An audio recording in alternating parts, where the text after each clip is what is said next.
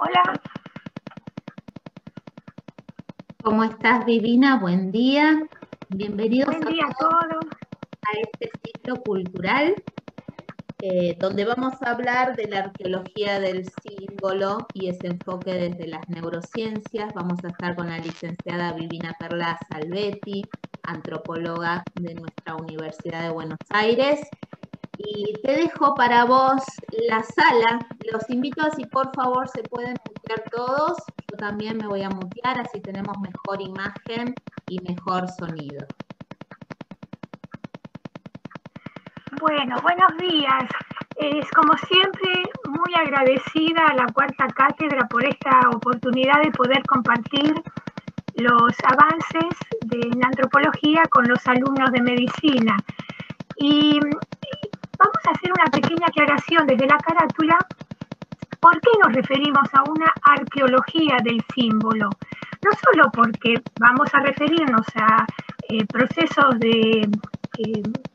propios de la arqueología, sino porque, como dijo un filósofo, hay el saber a través del tiempo se va acumulando en capas. Y hay un tipo de conocimientos que, aunque sean anticipados por sabios, no son comprendidos en su tiempo y se pueden aplicar mucho tiempo después.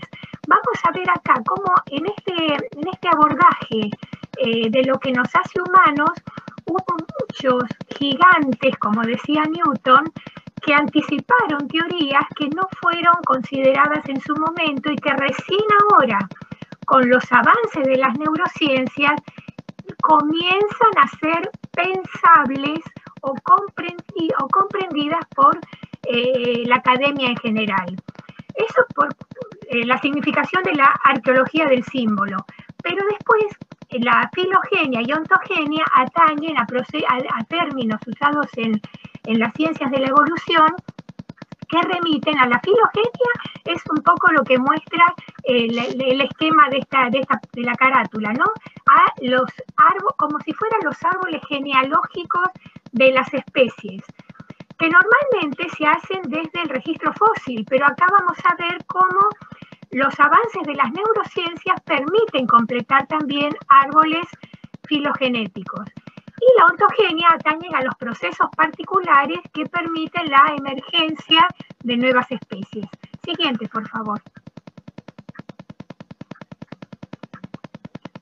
Así, acá está. Bueno, entonces vamos a ver en tres grandes grupos, primero, cómo se organizan las percepciones partimos de ahí, de cómo organizan las percepciones del entorno todas las criaturas vivas. Va a ser más comprensible las criaturas que tienen cerebro. En la segunda parte, cómo se descubrió hace poco la emergencia de neuronas molecónomo que se pensaba que solamente existían en humanos, también en otros grandes mamíferos. Y por último, vamos a ver la particularidad de la emergencia prefrontal, la maravilla que nos permite, las maravillas que nos permite hacer, pero que no todas son ventajas. En cierto sentido, no todas son ventajas en la emergencia de la corteza prefrontal. Siguiente, por favor.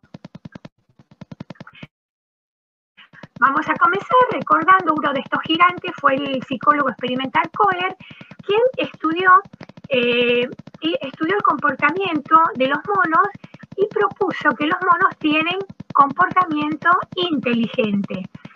Siguiente, por favor. Pero lo publicó en el año 17, en plena Primera Guerra Mundial. Entonces, no fue muy tomado en cuenta porque obviamente la humanidad estaba con otros problemas. Pero tengan en cuenta que él sostuvo que los animales establecen relaciones causa-efecto. ¿Y qué es eso lo que les permite adaptarse? Eso fue una novedad muy grande, que como comentaba, no fue tomada en cuenta porque no había manera de corroborarla experimentalmente, con datos más duros, pero no obstante, Bateson recupera estos conceptos más tarde. Siguiente, por favor. Siguiente, por favor. Gregory Bateson fue un biólogo y un antropólogo que en 1942 publicó que los animales y los humanos nos adaptamos registrando los datos del entorno con determinada jerarquía lógica. Esto fue, por supuesto, fue más aceptado que ocurriera en los humanos, que primero registramos las percepciones, los datos como datos primarios, después con el tiempo establecemos regularidades y en otro nivel podemos actuar o establecer particularidades sobre los datos que tenemos registrados.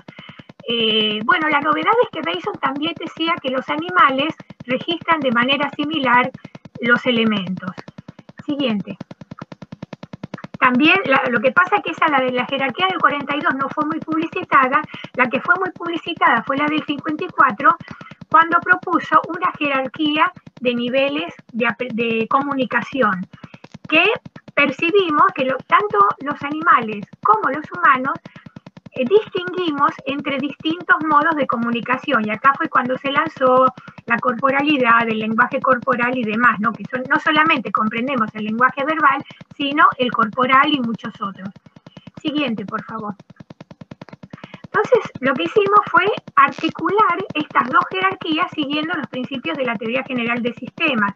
Luego de leer todo el texto de Bertalanffy, de leer los textos de Bateson y de leer el texto de Gregorio Klimovsky, que es un matemático argentino, siguiente, vamos a ver cómo fue posible en 2013 establecer un modelo que articule tanto la jerarquía de procesos de aprendizaje como la jerarquía de los modos de comunicación articulada en un modelo mariposa, donde los cambios en el nivel superior regresan como dados, como elementos dados al cerebro. Este modelo fue aplicado para dar cuenta de los procesos del desarrollo sustentable en una comunidad en el sur. Pero ahora vamos a ver la siguiente. Lo que ustedes tienen que recordar para más adelante es este esquema generalizado, que hay un modelo, que es posible establecer un modelo mariposa que fluye ya no entre dos jerarquías lógicas o abstractas, sino entre los dos hemisferios cerebrales. Vamos a ver cómo este modelo nos va a ser muy útil para comprender los avances recientes. Siguiente, por favor.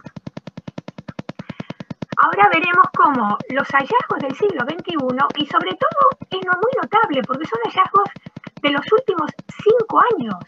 En estos 5 años se han desarrollado una cantidad de modelos y de desarrollos experimentales que confirman todas estas hipótesis teóricas, que no fueron muy consideradas en su momento porque parecían, como por ejemplo que los animales recuperen los datos con jerarquía lógica, parecía que no podía ser. Siguiente, por favor. Acá vemos, por ejemplo, en el desarrollo que hicieron en la Universidad de Nueva York, como vemos en la imagen del centro, varios grupos de investigación se dieron cuenta que los elementos son realmente registrados por el cerebro animal con una jerarquía que está dada. Por ejemplo, ustedes pueden ver en la imagen del centro un estudio realizado por la Universidad de Nueva York donde ellos confirmaron que, por supuesto que con aparatos muy sofisticados sobre monos medianos, con electrodos y demás, fueron registrando a través del tiempo cómo tanto un mono como una mona, por si había alguna diferencia entre los sexos, cómo registraban las percepciones. Y ellos se dieron cuenta de que los elementos son organizados con jerarquía lógica en diferentes áreas cerebrales. Avanzan desde las áreas inferiores, o sea, las áreas más cercanas al sistema límbico, ahí se registran las percepciones primarias. Después, a medida que se avanza en las áreas superiores del cerebro, las regularidades en las percepciones y después las ciertas particularidades, pueden identificar particularidades de esas mismas percepciones que tiene registradas en el cerebro. Esto en animales, esto no implica el desarrollo de corteza prefrontal.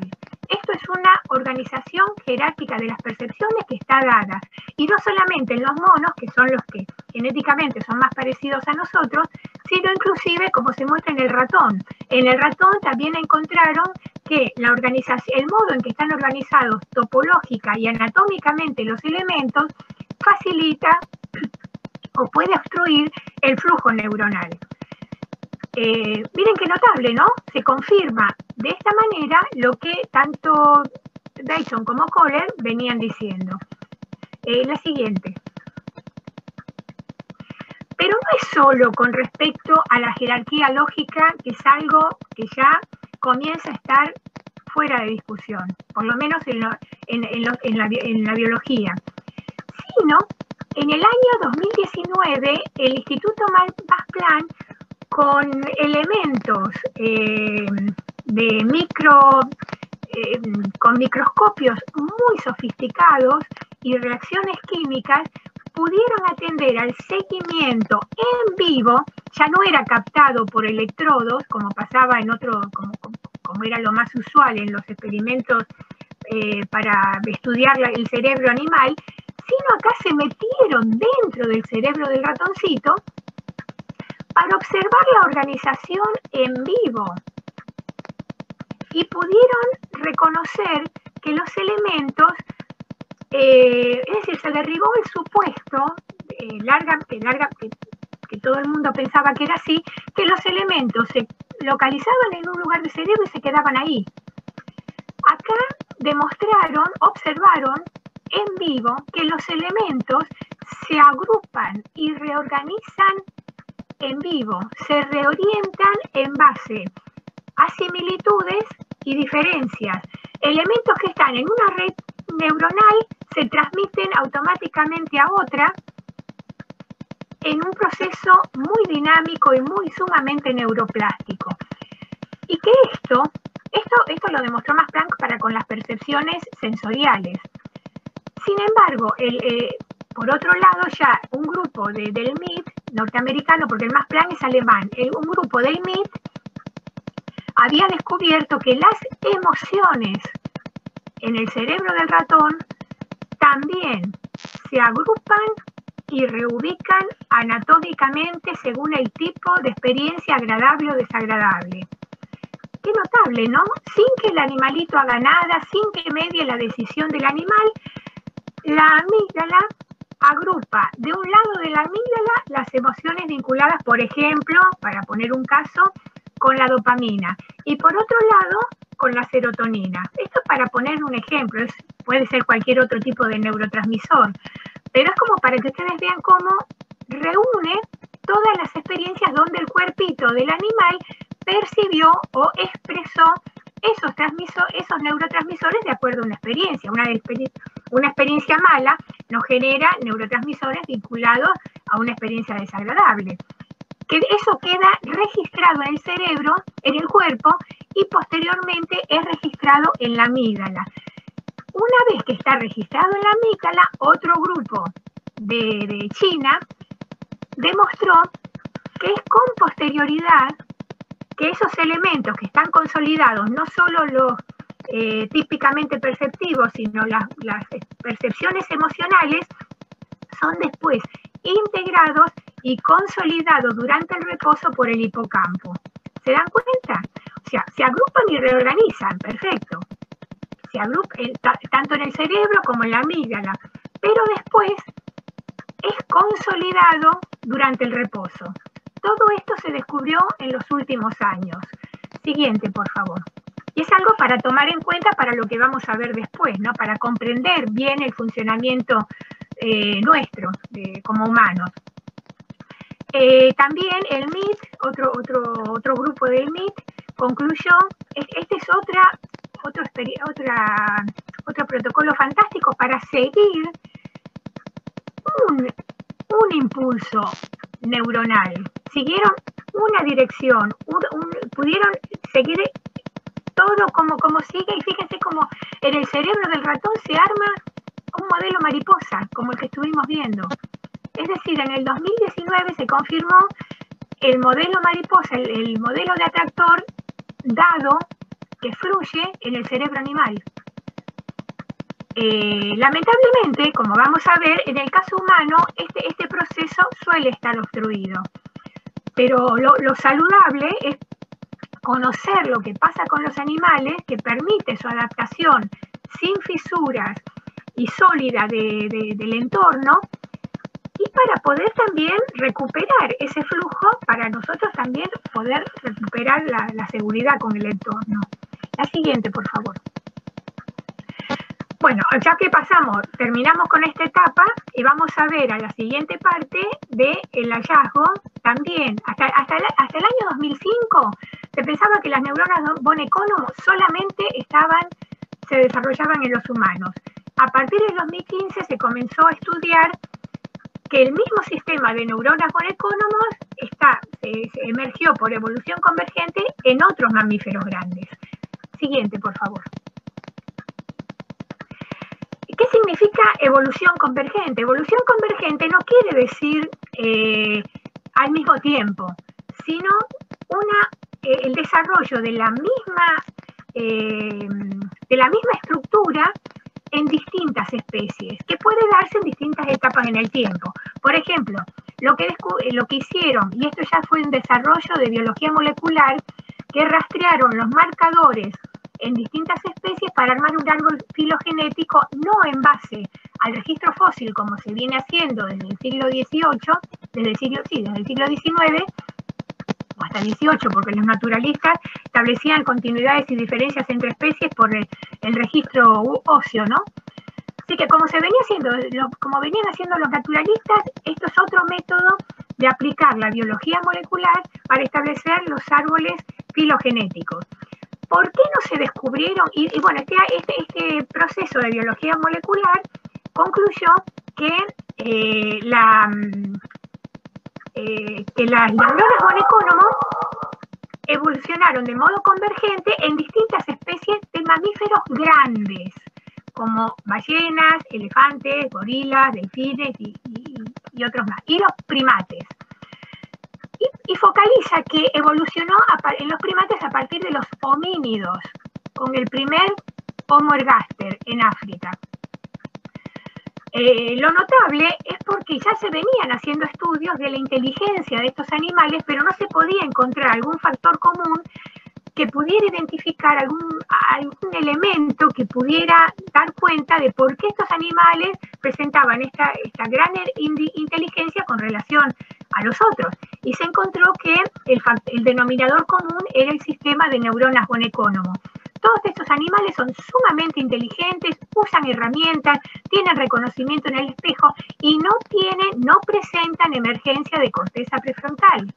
O sea, vemos la diferencia. Una cosa es el desarrollo de las neuronas von Economo, que otorgan una enorme inteligencia, una capacidad de reacción rápida para la supervivencia del grupo, y otra cosa es la emergencia de la corteza prefrontal, porque muchas veces se ha tratado de confundir y ver cuánto de pensamiento racional tienen los elefantes. No.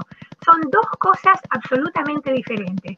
Son inteligentísimos, como vemos, y bueno, todos hemos visto cómo los elefantes utilizan la trompa como un brazo. Si bien se plantan sobre sus cuatro patas, utilizan la trompa por la extensión de las neuronas von Economo y la utilizan como para todo, como un brazo para manipularse, para adaptarse perfectamente al entorno. Entonces, teniendo en cuenta esto, vamos a la siguiente. Entonces, a partir del 2005 se pudo resolver el gran enigma, la gran fuente de discusión en el ámbito de la paleontología. ¿Cuál es la razón por la que hay un salto evolutivo tan grande entre el Australopithecus, que parece más un monito, y el Homo erectus? Pasamos del Australopithecus con una capacidad cerebral de 300 centímetros cúbicos a un Homo ergaster y Homo erectus con una capacidad cerebral de 1100 centímetros cúbicos. Es muy grande. Y parece un salto y no se sabía muy bien por qué. Ahora, con el reconocimiento de las neuronas von Economo en mamíferos grandes, podemos dar cuenta de que toda la conducta y el desarrollo y el gran cambio que aparece a partir de los homínidos está vinculado no con una especie de pequeña corteza prefrontal, sino con el desarrollo fuerte de las neuronas von Economo. Siguiente, por favor. Ahora, vamos a insistir, ¿por qué es relevante la emergencia de neuronas von Economo en el Homo ergaster hace 2,5 millones de años? Siguiente. Esto porque confirma lo que ya había anticipado otro gigante de la antropología, como fue el sabio Leroi-Gourhan, cuando él dijo que hay una diferencia entre un monito que tiene una mano y tiene capacidad para imitar cómo construir una herramienta y una mano que desencadena un proceso de creación de herramientas. Y él fue un paso más allá y dijo que la diferencia no es, la diferencia, lo que impulsa eso, es una razón neurofisiológica, no filosófica. Porque también otra gran discusión es si la fabricación de herramientas se puede vincular con el pensamiento racional o con el pensamiento simbólico. Y vemos también que el descubrimiento de las neuronas von Economo como motor de la fabricación de herramientas y de distintas culturas adaptativas, distintas expresiones adaptativas, está vinculada con las neuronas von Economo y no con otra cosa. ¿Se dan cuenta por qué es importante? Y esto lo anticipó un sabio hace más de 50 años. Siguiente, por favor. Entonces, definitivamente el sistema von Economo impulsó la fabricación de herramientas y estrategias sociales en los homínidos. Siguiente, por favor. Ahora vamos a aplicar el modelo mariposa que habíamos visto al principio sobre la filogenia y la ontogenia del Homo, porque vamos a ver cómo la aplicación de este modelo mariposa nos permite el seguimiento de la evolución de distintas otras estructuras, del aumento de complejidad en los procesos cerebrales de especies anteriores a la nuestra, y que sobre esa complejidad, sobre ese aumento de complejidad, es que se establece la emergencia de la corteza prefrontal. Siguiente, por favor. Vemos, por ejemplo, acá, recordamos el atractor intrínseco que figura entre ambos hemisferios cerebrales, porque los datos ingresan en un hemisferio, pero van al otro y se van reagrupando y reorganizando entre los dos hemisferios hasta que llega a las áreas superiores y vuelve al cuerpo, y de ahí al flujo tálamo-cortical.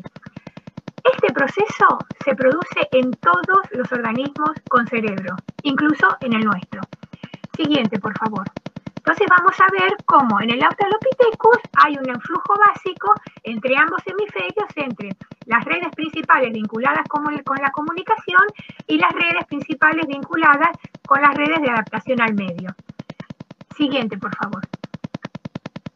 Ya en el Homo erectus, si incorporamos la emergencia de las neuronas von Economo, esto nos permite comprender que la dinámica de las neuronas von Economo en interacción con la jerarquía de los procesos comunicativos es lo que explica el gran salto evolutivo del Homo ergaster y el Homo erectus, y la habilidad que tuvieron estos grupos para migrar y poblar el resto del mundo. Porque el primer homínido, que salió, los monos no migraban fuera de África. En cambio, los homínidos sí. El Homo ergaster fue el primer homínido que en grupo supo orientarse, supo adaptarse, supo conseguir comida y poblar el mundo conocido de entonces. Siguiente, por favor. Hasta que llegamos al Neandertal. El Neandertal inclusive tenía un cerebro de mayor capacidad al nuestro, de 1500 centímetros cúbicos, y acá vemos cómo la interacción entre ambos hemisferios de las conductas impulsado por las neuronas von Economo y las formas de comunicación permitieron la emergencia. Fíjense qué notable. La emergencia, hay un paleoneurólogo que en el 2012 publicó que observaba obviamente no hay cerebros, no tenemos disponibles cerebros del neandertal, pero en los cráneos está la huella de las funciones del área de Broca en el cerebro del neandertal. Quiere decir que la interacción, el aumento de complejidad en el flujo de los elementos favoreció en el neandertal la emergencia del área de Broca en el hemisferio izquierdo. En el derecho ya era dominante la neurona von Economo. Y esto explica todo el autocuidado y una serie de conductas para la supervivencia del grupo verdaderamente características del neandertal. Otra cosa, aunque tiene las funciones del área de Broca, esto explica que presentaban regularidades en el patrones en el modo de comunicarse. Sin embargo, carecían de las adaptaciones en la laringe que tenemos nosotros que nos permiten el habla articulada. Así que todavía el debate sigue de qué manera se comunicaban, si acaso por canto o por distintas tonalidades vocales que no interfieren, donde no interviene la articulación de la lengua. Siguiente, por favor.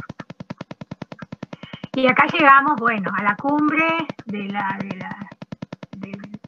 cadena evolutiva, que es el humano. Con la emergencia, después de miles y miles de años de interacción y de complejidad y de sentido mariposa, que va aumentando la complejidad en los distintos cerebros, llegamos a una especie que sin necesidad, que con menos capacidad cerebral, sin embargo, consiguió la emergencia de la corteza prefrontal. La corteza prefrontal ordena, clasifica y elige, pero fíjense ustedes que lo hace, que incorpora un sentido de flujo diferente.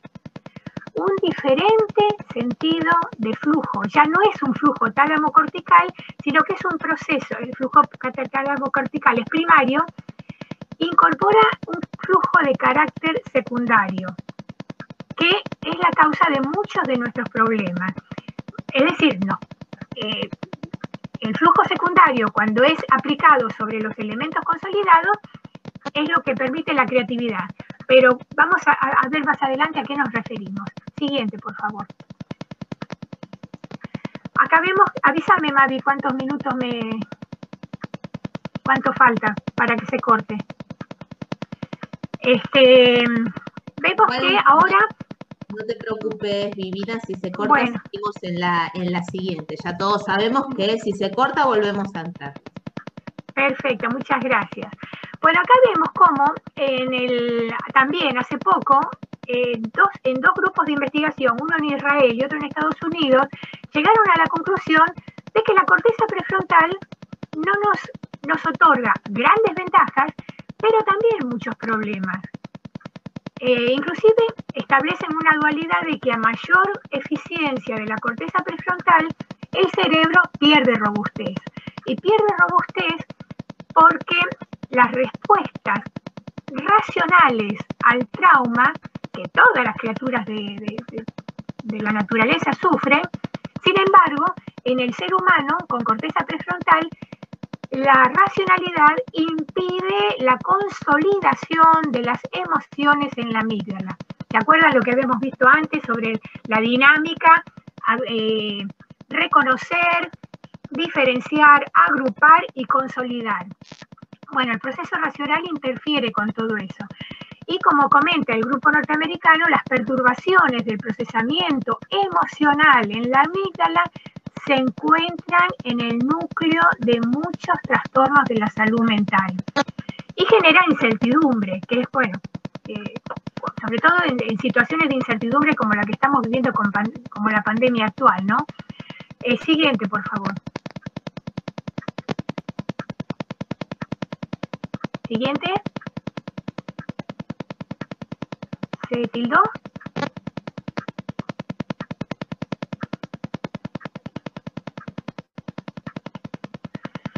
Mavi. No sé qué te pasa a vos, pero está la siguiente.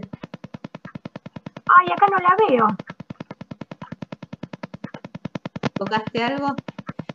No. Fíjate que esta corteza prefrontal. A ver.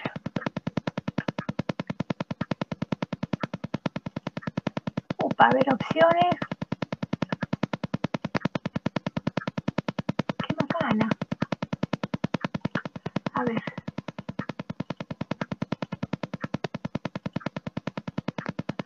Qué bacana, no pasa la otra.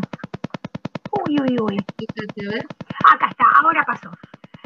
Una cosa es, se me saltó una, ¿no? Que es la de la corteza prefrontal que dirige y que la corteza prefrontal, bueno, la voy a referir, acá está. La corteza prefrontal busca soluciones creativas combinando elementos consolidados. Como bien lo saben ustedes, cuando están en un examen, solamente pueden recordar lo que estudiaron. No hay algo como un conocimiento mágico que viene de la nada. Uno recuerda lo que está consolidado, sobre todo en momentos de estrés como cuando pasen un examen. Y este es un punto muy importante. En la siguiente. Vamos ahora a la siguiente. Y el problema de las perturbaciones emocionales se debe a la búsqueda de respuestas en emociones que no alcanzan a consolidarse. Vamos a ver la siguiente. Y hay algo que genera, tendemos a buscar respuestas racionales cuando tenemos un trauma, sobre todo en el trauma de la muerte, lo primero que preguntamos es el por qué. Digo porque el trauma de la muerte fue el primer gran trauma que se enfrentaron, en el que estuvieron conscientes los primeros Homo sapiens. El resto de las criaturas sufrían los traumas, pero estaban acompañados de los procesos naturales que habíamos visto en el proceso mariposa. Entonces, no es que no sufrieran por la muerte de un ser querido, de un miembro del grupo, pero al cabo del tiempo, al carecer de la corteza prefrontal que interfiere en los procesos emocionales, todo fluía más naturalmente. Por eso es que esto nos lleva a concluir que la racionalidad genera fragilidad psíquica, porque las dudas de sí mismo interfieren con la amígdala e impiden la consolidación de lo ocurrido en el hipocampo. Para esto debemos responder con una conciencia de nosotros mismos que impulse estrategias adaptativas. Siguiente, por favor. Entonces, para superar los traumas, en principio no quedarnos estancados preguntándonos por qué nos pasó lo que nos pasó. No que quiere decir que no haya muerte, que toda muerte sea porque sí, sino, en principio, para poder recuperar el dominio de nosotros mismos, no quedarnos estancados buscando respuestas racionales de por qué murió nuestro ser querido. Siguiente, por favor. Sino al contrario, en principio, tratar de acompañar el flujo prefrontal para acompañar y crear un espacio con la corteza prefrontal, generar un espacio íntimo donde poder acompañar las conductas emocionales. ¿Esto por qué? Porque es imposible encontrar una respuesta racional al absurdo. La muerte es el mayor absurdo de nuestra existencia, porque nosotros pensamos en que organizamos nuestra vida como si fuéramos a vivir para siempre. Entonces, si estamos toda la vida, necesitamos organizar nuestra vida como si fuéramos a vivir para siempre, la muerte no entra dentro de la racionalidad. La muerte es un absurdo. Y es claro, los absurdos no se razonan. No hay una respuesta, no se desarman por medio del razonamiento. Los absurdos se superan. ¿Se dan cuenta? Los absurdos no tienen respuesta, son un dilema. Y si nos quedamos buscando respuestas en el absurdo, pasa como decía Bateson. Bateson vinculaba los graves problemas, incluso de esquizofrenia, con situaciones absurdas en el ámbito familiar a las que un individuo trata de adaptarse. Y el individuo que es víctima de ese absurdo familiar y se adapta, hace una enfermedad mental. Entonces lo que él buscaba, lo que él proponía, era ayudar aún a los enfermos con patologías graves, a que recuperen esa noción de sí mismos de que pueden salir del absurdo. No desarmarlo ni comprenderlo. El absurdo, es incomprensible. Y esto nos atañe a otra cosa, porque si tratamos de acompañar al cuerpo para reconocer que es un absurdo la muerte, eso puede contribuir al flujo de serotonina hacia el cerebro. Está reconocido que la serotonina se expresa particularmente en el aparato digestivo y que el cerebro recupera la serotonina por el flujo tálamo-cortical. No se recupera desde el flujo racional, desde el flujo de la corteza prefrontal amígdala. ¿Se dan cuenta? Entonces hay que acompañar ese flujo relajándonos y reconociendo que es un absurdo. Y vamos a ver, sí, en la siguiente, por favor. Esto fue muy útil, vamos a ver ahora. Bueno, ahora espero que una vez que vimos así, de un vistazo general, todo lo que se viene descubriendo todo lo que van descubriendo las neurociencias sobre el modo en que la corteza prefrontal puede obstruir el flujo que nos permita la consolidación de la memoria, vamos a ver algo que ya que es un tema que ha sido muy estudiado por los antropólogos, ¿no? Que es las conductas simbólicas. Nuestros antepasados, como dijimos, los primeros Homo sapiens, fueron las primeras criaturas en padecer los traumas por muerte violenta. Y ellos se dieron cuenta enseguida que si su pariente había muerto por un león o por un oso, la solución no estaba en matar a todos los osos. La solución estaba por encontrar alguna manera de enfrentar a los osos. ¿Se dan cuenta? El siguiente. Entonces, por eso, todas las conductas simbólicas son conductas integradoras, impulsadas por la corteza prefrontal, y nuevamente la que las motoriza son las neuronas von Economo. Y esto responde también a algo que el neurólogo Antonio Damasio viene diciendo hace rato, que la fuerza de voluntad la obtenemos del cuerpo, de lo que él llama los marcadores somáticos. La fuerza de voluntad, que no es otra manera de decir que la fuerza de voluntad está guiada por las neuronas von Economo, no por el flujo racional. Esto es una larga discusión, esto responde debería dar por concluida una larga discusión filosófica sobre en qué radica la fuerza de voluntad, si es racional o si es de las neuronas von Economo, o si es del cuerpo, o si es irracional. Y la verdad es que lo que nos están diciendo las neurociencias y toda la historia natural es que la fuerza de voluntad la obtenemos de las neuronas von Economo, guiada por la corteza prefrontal. Siguiente, por favor. Vivina, los invito a que salgamos y entremos, así no se nos corta el tema, ¿sí? Seguimos desde... Perfecto, gracias. Gracias.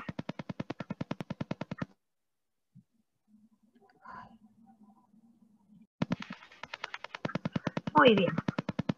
Avísame cuando están todos. Ya está, podés continuar. Perfecto.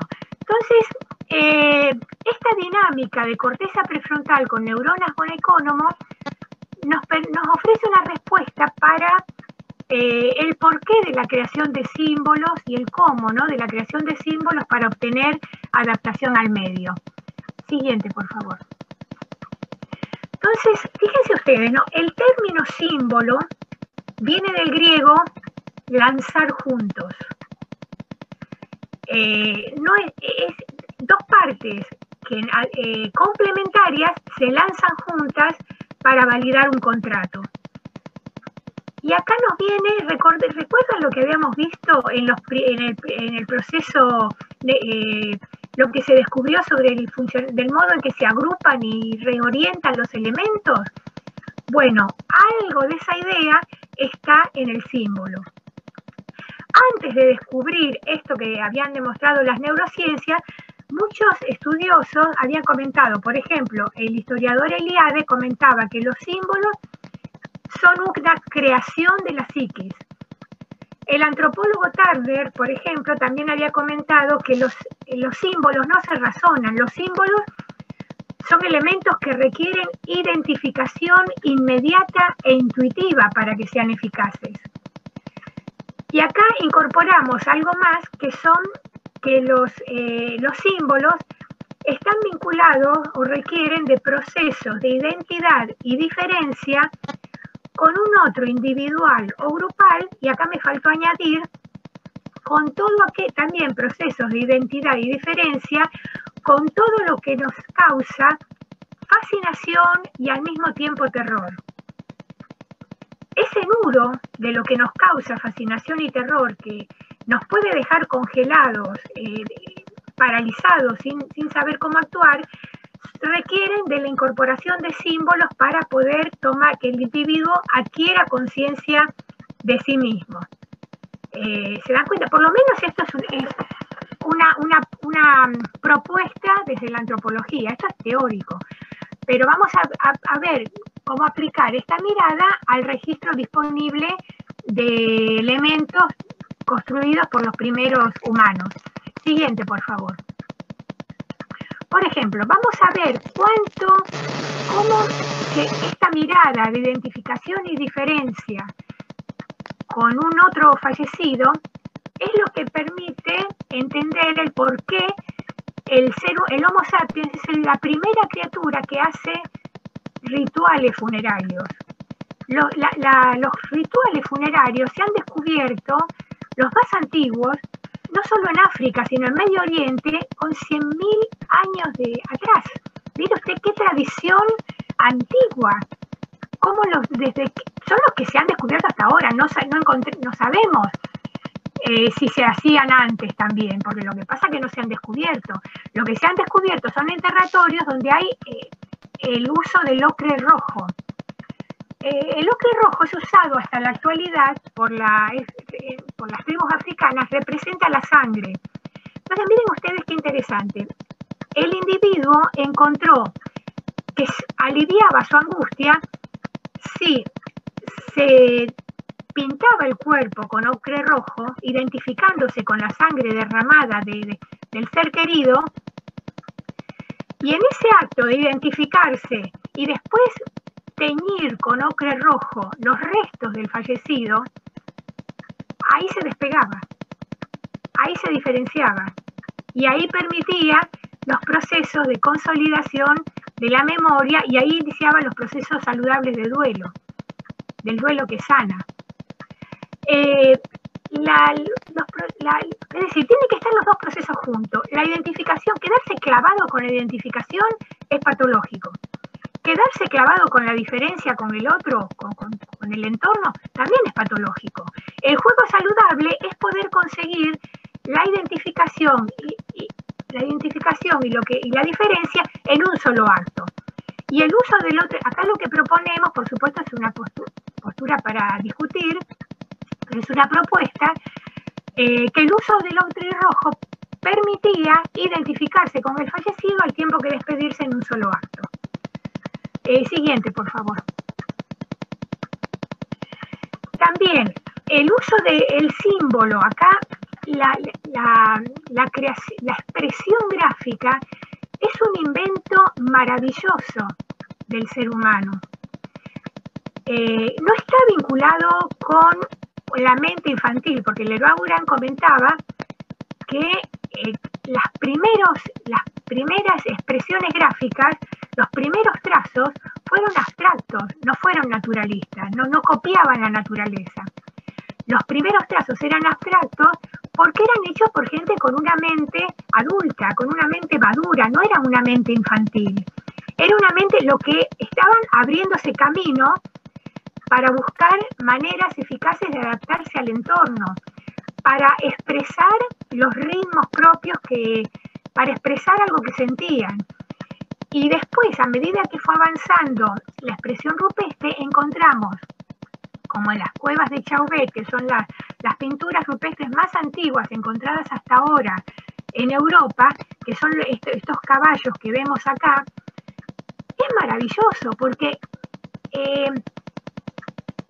si uno lo mira como un proceso de identificación con lo que causa tanto fascinación como terror, parte de la incertidumbre, para recuperar el dominio de sí mismo, la persona necesitaba, los primeros humanos necesitaban apropiarse de alguna manera del entorno, sentir que lo podían manejar, sentir que podían formar parte de él y adaptarse. Y la mejor manera de integrarse, de sentir que ellos se podían identificar con el entorno y al identificarse con alguna expresión, distinguirse, es con el arte rupestre, con estas expresiones. No por nada las expresiones más antiguas son de animales hermosas, tanto bueno, las de Chauvet, que tienen más de 35.000 años, pero después encontramos las cuevas de Lascaux o las cuevas de Altamira, también se han encontrado recientemente expresiones de más de 30.000 años también. Aparte de los famosos bisontes en el techo, en la profundidad de la cueva se encontraron otras expresiones muy antiguas. Pero siempre está este juego de identificación y diferencia con el espacio. Copio, me identifico con algo, porque ver una tropilla que te pasa a tu lado de caballo salvaje que te puede aplastar, genera temor, pero también genera fascinación por esa manifestación magnífica de fuerza y de belleza y de unidad social. Entonces es esto lo que proponemos aquí, que estuvo detrás de la elaboración de algo tan único nuestro como es la expresión del arte plástico. Siguiente, por favor. Otra magnífica creación humana es la música. Y se han encontrado en las cuevas, como lo más antiguo, pinturas, como vemos acá, en las columnas las columnas de las cuevas, perdón, se han encontrado pinturas donde tocando en esos puntitos hay una resonancia maravillosa, sumerge no solo al que golpea, sino a los que están alrededor en una sensación sumamente agradable de eco y de resonancia.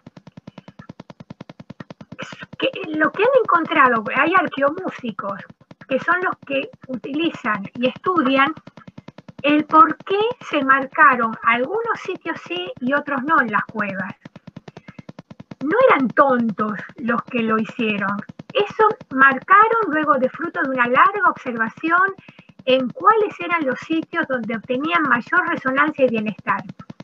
Y de vuelta podemos describir o identificarnos con ese movimiento, podemos imaginar, mejor dicho, ese movimiento de buscar identificarse con algo que genera fascinación y temor, ¿no? Algo que recuerda y permite después, una vez que se identifican esas emociones, es mucho más sencillo para la amígdala ubicarlas anatómicamente, ¿se dan cuenta? Por eso es que es la necesidad de identificar, de identificar nuestras emociones, porque así se acomodan en la amígdala y posteriormente se consolidan y facilita, y es eso lo que nos permite la seguridad de nosotros mismos. Mientras no sepamos si sentirnos bien o sentirnos mal con algo, mientras estemos en incertidumbre, eso genera una cantidad de problemas mentales terribles. Y acá tenemos el aprendizaje o la enseñanza de cómo los primeros humanos encontraron maneras de poder reconocer qué era lo que pasaba en su interior.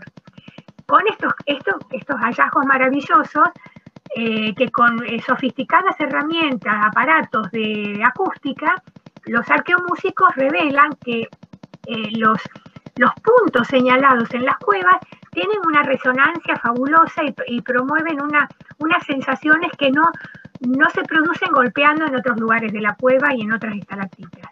¿Se dan cuenta? Bueno, la próxima.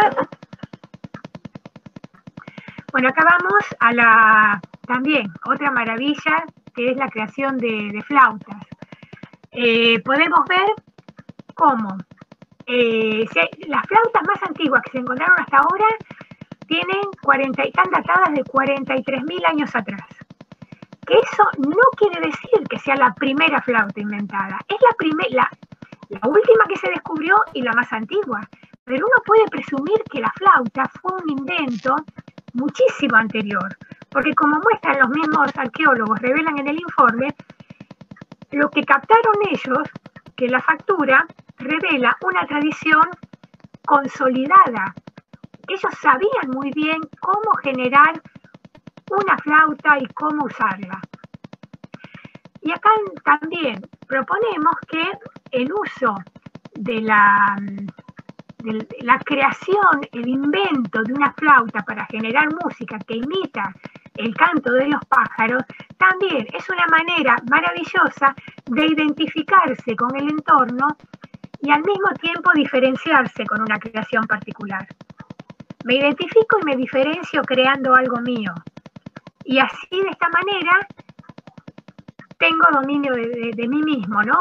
Adquiero seguridad para que el entorno no sentirlo tan amenazante.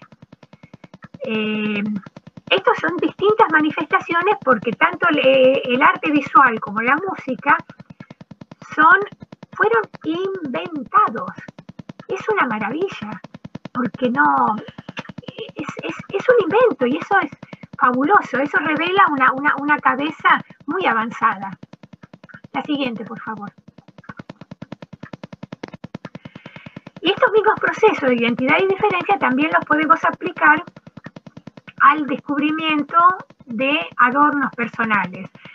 Si vamos en el tiempo, los registros más antiguos son de enterratorios, de 6.000 años atrás, pero no aparecen adornos personales. Los adornos personales es en la medida que se va complejizando la mente humana y los vínculos sociales, aparecen los más antiguos descubiertos hasta ahora, tienen 75.000 años atrás. Miren ustedes, ¿no? Y también hace 60.000 años se encontraron huevos de avestruz decorados con distintas decoraciones, con decoraciones particulares. Y acá vemos también cómo el único organismo que busca adornos para diferenciarse del otro, para diferenciarse en grupo, o sea, símbolos grupales que nos identifiquen al grupo, y símbolos individuales que diferencien a mi grupo, que diferencien a un individuo de otro dentro del otro grupo, como una especie de cédula de identidad, son los adornos. Eso, ningún animal tiene necesidad de eso. Pero el ser humano desarrolló los adornos personales como parte de esos procesos de identidad y diferencia con el otro. De los procesos que en la medida que yo hago mi propio adorno, yo lo elijo hacer con un estilo o con marcas similares a la del grupo, da la idea de que yo me integro al grupo. Es decir, son distintas maneras de conseguir, de que están envueltos en los mismos procesos de identificación y diferencia. Esos procesos, lo saludable es lo dinámico, cuando se dan las dos cosas. Y cuando esos procesos de identidad y diferencia está con un otro individual o con un otro cuando un grupo conoce a otro grupo. ¿Se dan cuenta? Es un proceso dinámico y la persona toma conciencia de sí mismo y adquiere seguridad. Siguiente, por favor. Esto nos revela, bueno, ya llegué con esto, le hemos dado ya, llegamos al final, de cómo por medio de es decir, el ser humano está caracterizado no solo por la maravillosa corteza prefrontal, por la maravillosa búsqueda de respuestas por la corteza prefrontal, sino también, lamentablemente, estamos caracterizados por la fragilidad psíquica. Y lo único que nos puede ayudar a dar conciencia de nosotros mismos es el encontrar la manera de poder identificarnos y diferenciarnos en un solo acto con nuestro semejante. tomarnos de lo que sabemos que es cierto, de las certezas. Por ejemplo, para enfrentar las incertidumbres de la pandemia, contamos con certezas. Apoyémonos en esas certezas, en las certezas de la experiencia, en lo que sabemos que las vacunas son eficaces, que los cuidados preventivos son eficaces. Bueno, focalicemos en eso. Focalizándonos en hechos, eso nos da fortaleza para después, en la medida que seguimos esos consejos, podemos ir saliendo de esa incertidumbre. Porque ese tipo de tanto la identidad como la diferencia y la construcción de símbolos es la expresión más maravillosa que ha creado también el ser humano. La siguiente, muchas gracias.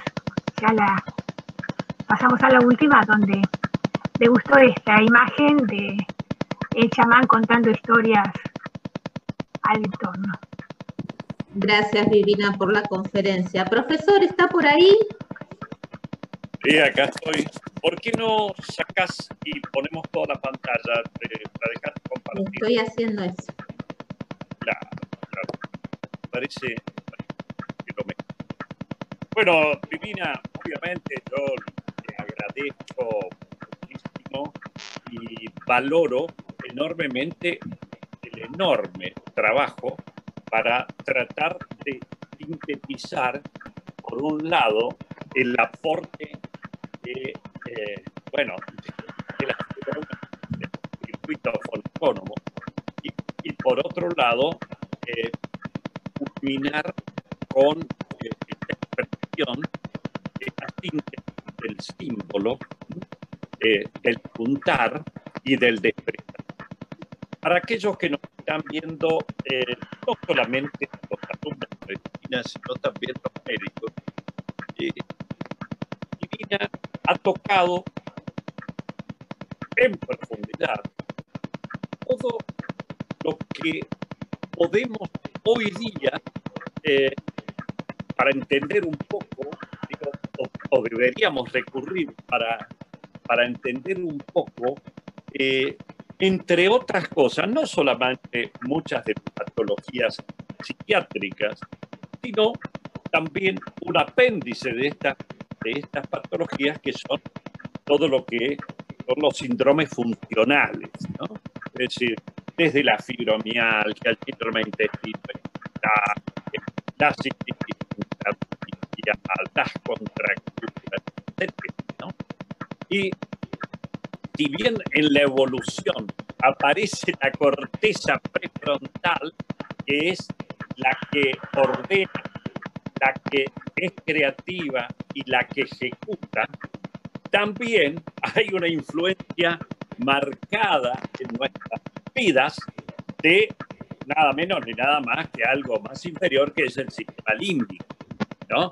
Si nosotros no tuviéramos amígdala, quizá, obviamente esto es para aventurar algo, para comprender la importancia que tiene la amígdala en la estructura del sistema límbico y en la expresión de lo que pasa, y para, me permite, Vivina, llevarlo a algo, a una metáfora, ¿qué es la amígdala? La amígdala, como ustedes saben, amígdala significa forma de almendra, es muy chiquitita, pero nada menos ni nada más es el disco rígido donde se almacenan todas nuestras vivencias, pero en especial las psicotraumáticas, ¿no?